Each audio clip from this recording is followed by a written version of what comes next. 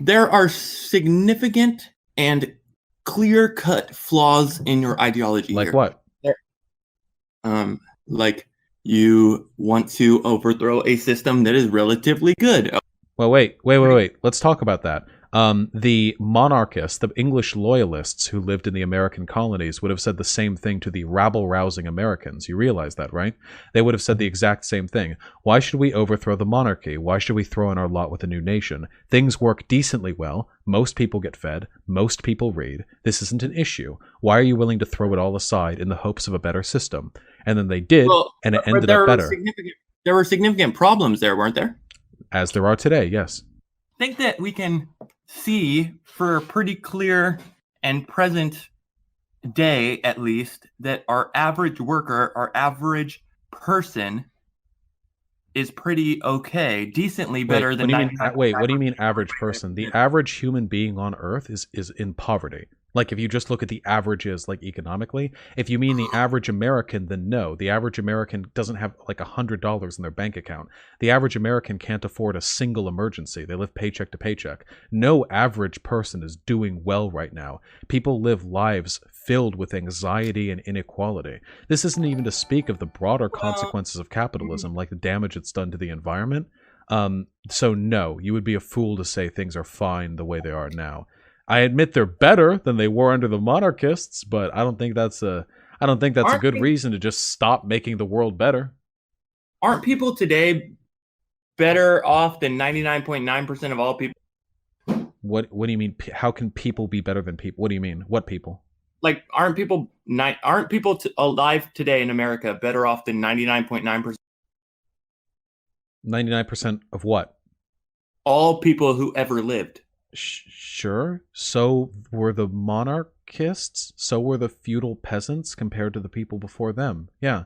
Being a feudal peasant where you live in a village and have the protection of your local lord is probably a lot better than just living in like a warlord infested wasteland, or living in an absolute like totalitarian empire where you have no property as a slave.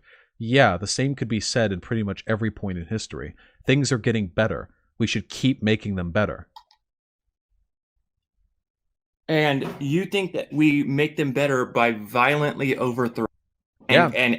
Just like George Washington did when he crossed the Delaware. Yes, sometimes violent revolutions are a necessary part of establishing a better world. Yes, 100%. I'm glad you said that.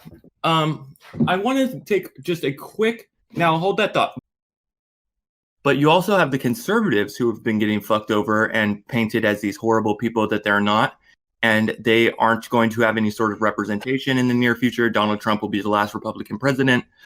Well, wait. Well, yeah, wait, that's fine. There doesn't need to be political representation for bigotry. That's fine.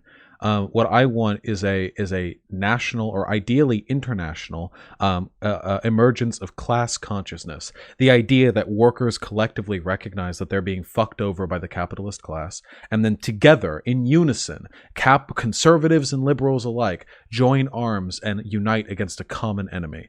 And ideally, this would take the form of riots and seizures of property all across the country or world, and a displacement of power from the capitalist sort of institution. So workers seizing their means of business, seizing the capital, really basically similar to what we did in the American Revolution. There were loyalists and patriots on both sides, all over the place. And what happened was when the patriots, when the American colonists, the people who wanted to form a new state, when they finally decided to get up and flex, when Atlas shrugged, they tried to build class consciousness amongst their political enemies, and they targeted institutional points of power from the crown. So like courthouses and like the marshal's house and like governors' places that were like appointed by the king himself. They targeted those places, and while there was violence and chaos, it eventually led to the formation of a much better world, which I'll stand behind. The violence exists one way or another. I just want it to be used in a good way. I mean, I don't think that class consciousness is going to happen anytime in the next, like, 20 or 30 years. I think it's a long-term process. But there's not really much to do to get through to conservatives. I think that I'm actually one of the few people capable of doing it. most like leftists online, they're really, really like preachy. Most of my content is designed to appeal to like reactionaries or conservatives, you know, which is why I do the like facts and logics posturing, which is why I come off like aggressive and masculine. Obviously, your definition of masculine may vary, but I try my best. And the reason I do this is because I'm trying to reach out to conservative-leaning people and show them that I'm capable of speaking their language, but their concerns are misdirected. We need to move towards leftism collectively as a people if we want to have any chance of addressing these problems.